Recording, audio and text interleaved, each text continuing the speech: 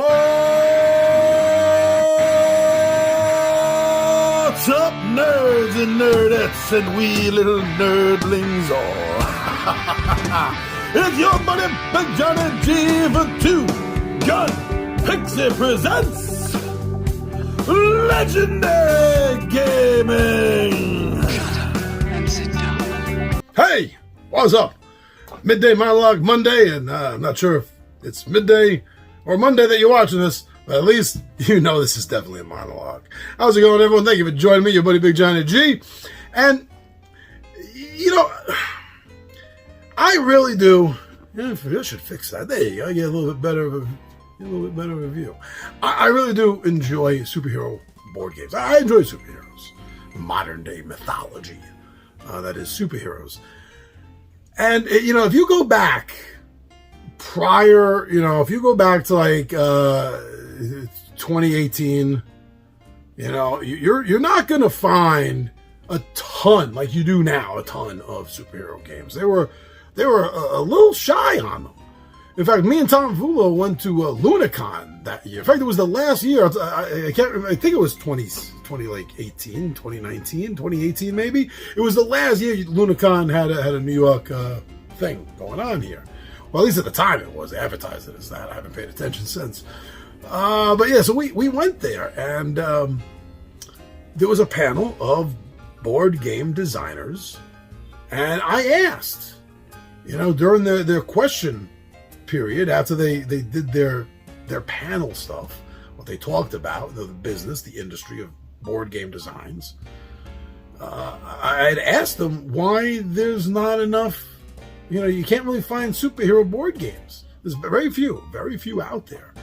And basically, the two answers that I got from this panel came down to the amount of money to get a Marvel or a DC franchise, an IP, get a right to it, to turn to board games, was pretty much out of the pocket, the finances of a lot of the smaller publishers. Some of the bigger ones too, maybe. Okay, I get that. There's not a lot of finance to spend to get a Spider-Man game made by most people. Okay, I guess I can see that. And the other thing that they told me was that they felt at the time pretty much had to use, if you wanted to sell the game, you pretty much had to use, get the rights to a Batman, Superman, Spider-Man, Hulk. One of the big known superheroes. That without that, most people wouldn't buy a superhero game based on some knockoff, for all intents and purposes, for Marvel and DC and fans and the other secondary biggies. It's basically a knockoff. Some company just creates their Flyman character. It's like, oh boy, that's a piece of shit. Okay, I get that too. So the two answers that they gave me at Lunicon both made sense. But within a couple of years of that, this exploded. Literally exploded. So I don't know if there was something in the zeitgeist that I subconsciously connected on at the time. If it was pure luck. Sure, it could have been. I don't know. But I apparently wasn't the only one around that time thinking to myself, why aren't there more games based on popular Marvel, DC, and other superheroes? And there go the police. That's why, because we don't need them. We have all these great police here in New York City, stopping literally right outside my window here. I am innocent. Oh, no, it's an ambulance. 55 years old, I still can't tell the goddamn difference between the sirens. See it flashing on me? Because nobody's moving. Nobody is moving for the damn ambulance. God forbid, why would they? Last thing anyone wants to be is inconvenienced. Anyway, what was I saying? So, yeah, I understand those reasons. It costs too much money, and you're not going to make any money on a knockoff character. But something happened, something exploded. Everyone was somehow thinking the same thing as me. At least everyone involved in board games, right? So there's been a ton of them. There are. I mean, I got an entire shelf. Look at that. From the very, very tip top there with the entire thing is just Marvel Zombies, Marvel Champions. I mean, look at this. More Marvel games, more DC games, And below that, I got games of smaller companies down there. It's a lot. It's a lot. But there's one thing that I really feel is missing from these games. In fact, it's actually pretty much missing from every superhero game I've ever played that isn't a tabletop RPG. Right? I mean, I can't say that Mutants and Masterminds or the TSR's classic Marvel Superheroes game, or Villains and Vigilantes, Champions, GURPS Heroes, they could all be used for what I feel is missing and has been missing. Is the role-playing games, it's very easy if your DM, GM, person running the game wants to do this. This is up to them. But as far as the board games go, there's really no representation of behind the mask, the civilian, the alter ego. Now, Marvel Champions does have tied up into it the fact that you can flip to your civilian side, and that's usually good to recuperate. I mean, each one has its own different effect, but generally speaking, across the board, that's usually a great way to recoup some health. But yeah, outside of that, there's precious little incorporation of daily life put into like pretty much any superhero board game that I've played, read about, or have. It's not represented at all.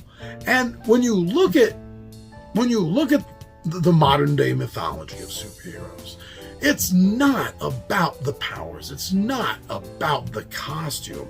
That's like a jolly bonus to the readers getting to see that.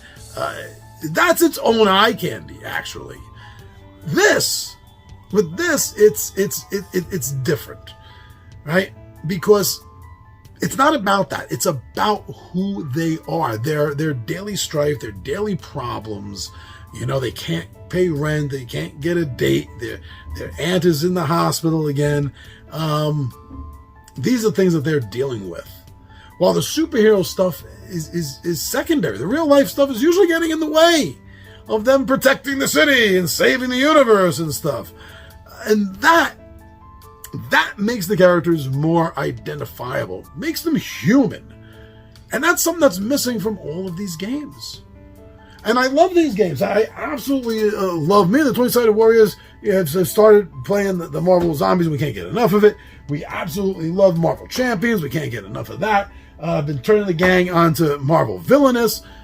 But none of these games really take much into account your civilian life. I mean, yeah, again, Marvel Champions. You have your alter ego side that you can recoup from. And, you know, usually your weakness card has something to do with your civilian normal life. But that's it. That's it. What we need is something like a game of life for superheroes, you know, and you can go down the villain path or the hero path, but either path, the cards that you're going to be encountering and the spaces you're going to be going into are still going to be dealing with, some of them are going to be saving a bank robbery. Saving a bank robbery? Don't hurt that bank robbery. No, stopping a bank robbery, or saving a cat from a tree, or defeating a supervillain. While others are going to be passing your test at school, getting to your job on time, not accidentally standing up your blind date for the second time because some supervillain's gotten in the damn way.